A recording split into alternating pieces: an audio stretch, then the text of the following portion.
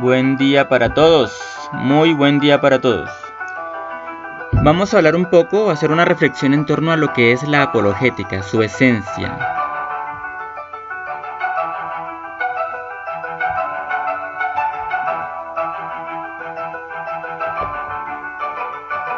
Bueno, resulta que la apologética tiene un contexto, entonces vamos a hablar un poco del surgimiento de la palabra apologética. Ya sabemos o podemos averiguar que en la antigua Grecia se escribían apologías, y esas apologías eran en esencia eran defensas jurídicas de una persona. Así que la apologética tiene un contexto jurídico, una defensa racional. Platón escribe la Apología de Sócrates, en donde muestra o demuestra las razones por las cuales Sócrates no debía ser sentenciado a muerte ni al destierro, que era la otra opción. Así que la apologética tiene relación con la alabanza de una persona, en relación también con su defensa. Hay que defender a alguien. Esa es la apologética. La apologética es la defensa o la alabanza de algo. Hay dos características de la apologética: la razón y la pasión. No se hace apologética si solamente hay razón, sin pasión. No se hace apologética si solo hay pasión, sin razón. Ambas están juntas en la apología. Es por eso que cuando ya entramos a hablar de la apologética católica, algo que está muy de moda hoy en día y que es bueno que esté de moda, y es justo que lo esté, además que es urgente.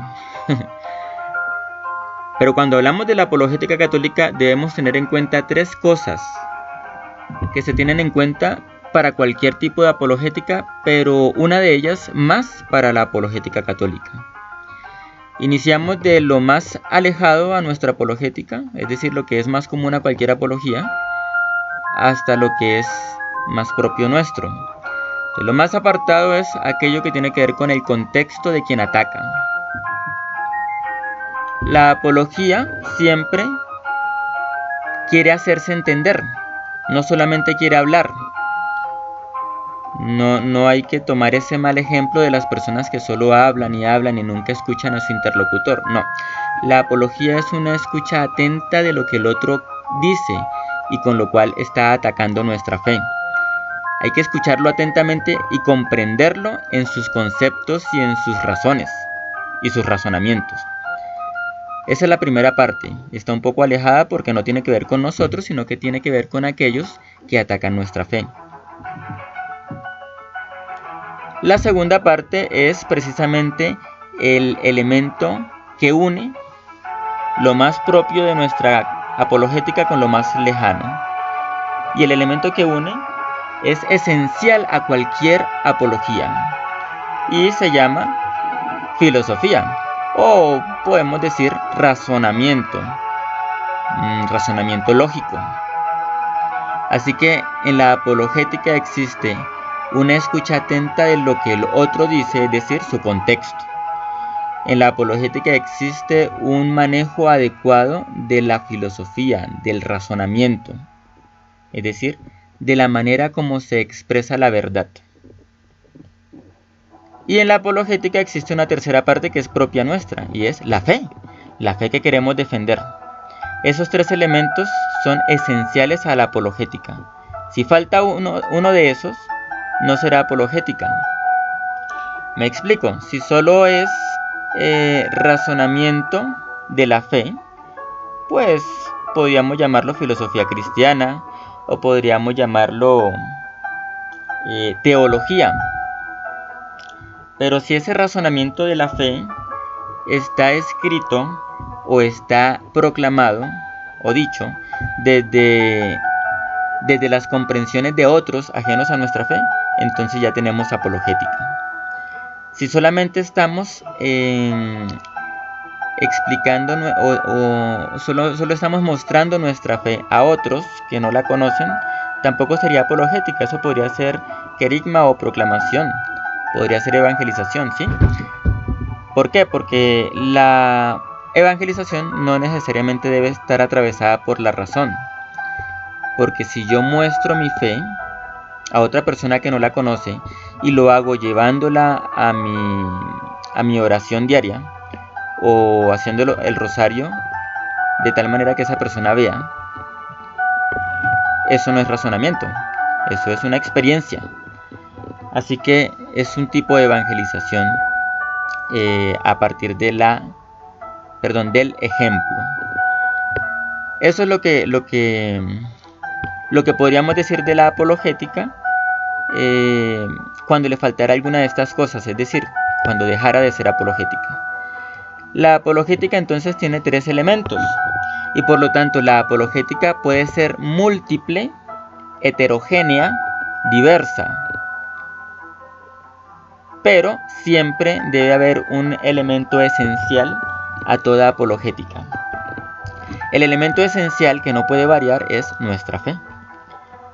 Si yo en mi apologética termino diciendo cosas contrarias a mi fe, eso ya no es apologética, eso es una herejía, una tergiversación, una falla en la comprensión o en la expresión, pero no es apologética. La apologética, si quiere ser apologética verdadera, debe estar centrada en la fe, expresar los mismos dogmas que tiene la Santa Iglesia Católica sin ningún error, aun cuando utilice palabras diferentes, y allí viene la parte de la diversidad. Los primeros apologistas o apologetas no dijeron lo mismo, no se expresaron en los mismos términos. De hecho, por tanta diversidad fue que se hizo necesario la convocación del primer gran concilio ecuménico en época no apostólica. ¿Por qué? Porque ya existían maneras de expresarse que estaban en el límite de lo herético, de la herejía. Eso entonces es lo que tenemos que hacer. Tenemos que evitar llegar a la herejía, pero tenemos que aceptar la pluralidad de la apologética. ¿En qué se ve la pluralidad? Entonces pongamos este ejemplo sencillo. Voy a hacer apologética yo mismo, es una suposición, ante un agnóstico, y luego voy a hacer apologética ante un cristiano no católico, digamos un luterano, un anglicano, ¿sí? Para el primer caso, mi razonamiento va a tener que captar el dogma católico y expresarlo en términos del agnóstico para llevarlo poco a poco a la fe. La apologética no es evangelización. La apologética trata de quitar los límites que este agnóstico tiene para que ahora sí comprenda la fe. Y para eso tengo que hablarle en sus términos. Por lo tanto, la apologética no va a ir directamente al catecismo. No tiene que hacerlo, puede hacerlo, pero no tiene que hacerlo. La apologética va directamente a esa persona que comprende esos conceptos. Si yo con esos conceptos trato de catequizar a un niño, voy a cometer un error, porque primero tendré que explicarle al niño los términos, los conceptos de ese o que se está usando en esa apologética. Por lo tanto, estaría equivocado. La apologética debe ser diversa, porque los conceptos del agnóstico no son los conceptos del luterano o el anglicano. Si voy a dialogar y hacer apologética frente al anglicano o luterano, los conceptos pueden ser más pueden estar más directamente relacionados con nuestras concepciones católicas. ¿Por qué? Porque los luteranos y los anglicanos tienen una gran cantidad de conceptos propios de la Iglesia Católica. Así las cosas, la apologética es diversa, es heterogénea en cuanto a su manera de expresarse, siempre y cuando eso que está expresando esté en directa relación y no esté en contradicción con ninguno de los dogmas de la Santa Iglesia, y tampoco pueda llegar a estarlo en sus consecuencias lógicas. Por eso la apologética, que es la vanguardia de la Iglesia, siempre tiene el riesgo de caer en herejía, pero una buena apologética tiene mucha más posibilidad de llegar hasta donde aquellos que necesitan la fe para llevarlos hacia la fe en Cristo. O sea, los toma de su estado cultural y los acerca a Cristo para que ellos, y a partir de la evangelización, logren llegar a Cristo verdaderamente. ¿Qué hemos dicho hasta ahora? Que la apologética nace con los apologistas griegos, con los apologistas de cultura griega, que no eran cristianos, ¿sí? Que va evolucionando y va siendo tomada por el cristianismo porque sirve y porque es útil, y que en este proceso vamos comprendiendo que tiene 3 características. Primero, 2 fundamentos y que no pueden estar separados, que es la razón y que es la pasión. Y segundo, que estos 3 elementos de los que he hablado ahorita son nuestra fe, que no varía, la razón, que es la estrategia a través de la cual se expresa nuestra fe para ser comprendida por otros, y la cultura del otro, que es el conjunto de conceptos que se van a utilizar para que aquel otro comprenda mis razonamientos y comprenda por qué los suyos estaban equivocados, y así comprenda que debe corregir sus errores y acercarse a nuestra fe. Cuando se acerque, será evangelizado, pero la apologética no está evangelizando.